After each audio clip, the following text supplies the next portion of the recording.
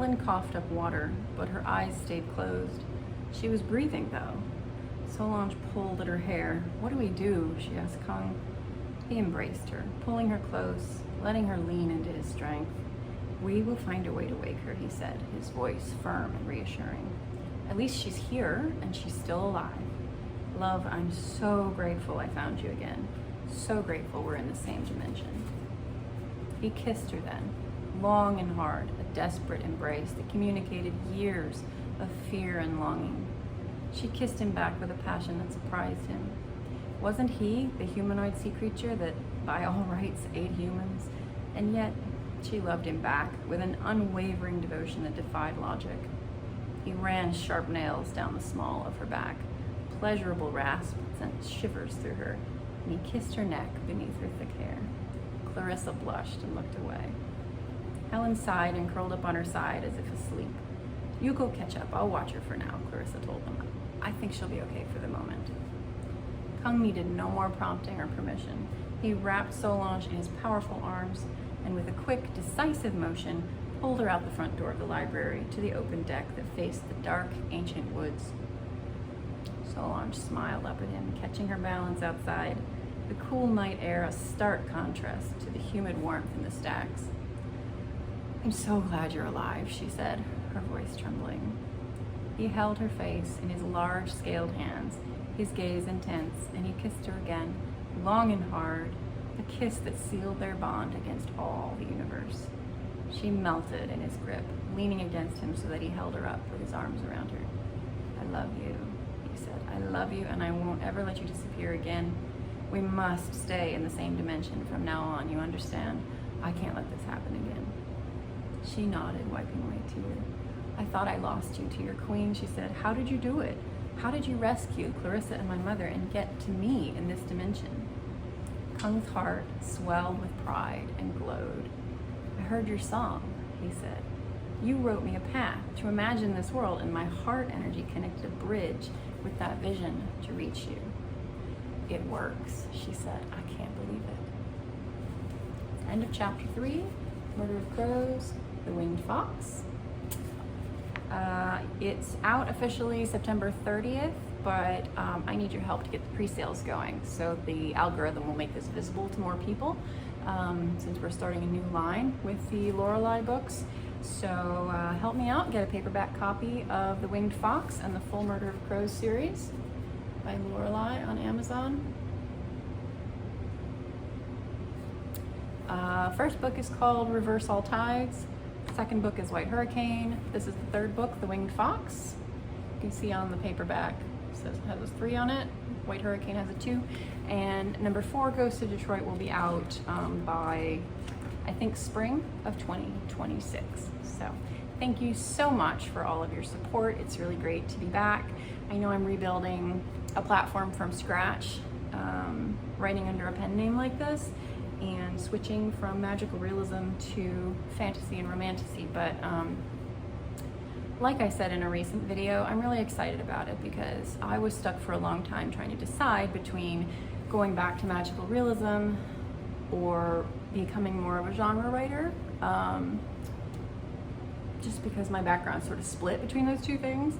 And I think I just found my home in romantasy, fantasy, and paranormal because not only do I like to write interdimensional fantasy and stuff about quantum entanglement, but in fiction, but I like the emotional depth that I can choose when I'm writing a book that's genre. So the next series, Step Through the Moon, is going to be more paranormal, but same idea as Murder of Crows series, in the sense that there's a lot of connection with nature spirits. This time it'll be cryptids, I think, and more ghosts, bootleggers that are still running whiskey across Lake Michigan, even though they died 100 years ago, that kind of stuff. It should be more of a cozy paranormal mystery series, kind of a set in a small town by Lake Michigan, kind of Buffy the Vampire Slayer meets practical magic, I guess. But like I said, I really love emotional depth in stories, so it'll probably be somewhat heartfelt, even though I tend to write stuff that's also way scarier than I realize. It's either creepy or more of a jump scare than I think it's gonna be, or people just think it's kind of scary to engage with any of this stuff. But I think it's fascinating, and I grew up on Agatha Christie mysteries, so I may be structuring some of these books in a similar puzzle box mystery. We're also going to be hosting some sort of retreat or giveaway at Silversides House, my writing cabin, where the Moon series is set in Muskegon. It's right across the street from the old furniture factory, the Shaw Walker Furniture Factory, that is being transformed into condos. So yeah, I can't wait to show you this location. It's just classic West Michigan. It has this old industrial history, like Muskegon Lake used to be kind of a dump, or literally the dump, and I think there were 47 lumber mills around the lake 150 years ago, and then industrial factories, furniture factories, and then it all just sort of stopped. And now that the state is recovering economically and diversifying, it's really cool to see what's happening on the lakefront, because they did this, don't quote me on this, but I think it was like a $15 billion environmental cleanup of the lake. It might have been 60 billion over 15 years. Sorry, I don't have the numbers in front of me, but something crazy. And the last 15-20 years has been this major cleanup of what's basically the biggest natural inlet from Lake Michigan, other than like the Bay by Petoskey and Harbor Springs up north and Traverse City. So I'm really excited to see Michigan come back, to see people be able to do what I'm doing, which is having a remote business and being able to have, I don't live on the lake all the time, but have like a lakefront kind of a lifestyle back and forth. Michigan has always been fabulous for that.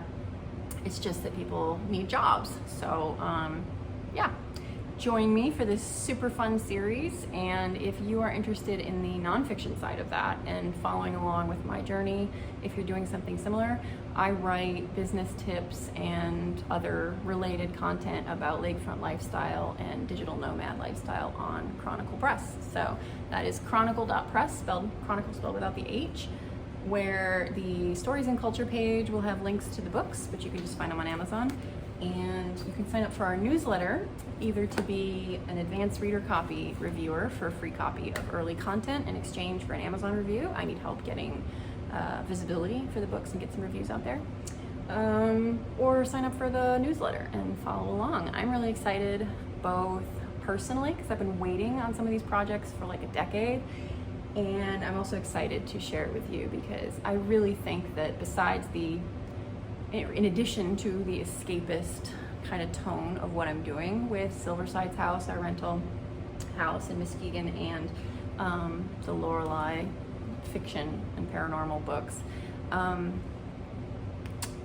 I just think that Michigan is already beginning to be a climate change refuge for people who, like me, who have sensitive health. And because of AI and the pandemic allowing for remote work, etc., there are new opportunities to kind of create your own lifestyle in a really niche way. So the books are escapist, the vacation rental is escapist, but I am a journalist with a very practical side and a very possibly overly helpful side. So I'm always trying to include you and bring you with me and help you benefit from everything that I'm benefiting from in having a really, really wonderful network of people in Michigan and elsewhere in tech and media, and who are digital nomads and creatives and solopreneurs. I think we're entering a time that is challenging and disruptive, but also full of potential. So this time I'm not just going to sit by and go, oh yeah, I think I did see that coming, I just didn't take advantage of it when I had the chance. This time we're going all in, so come with.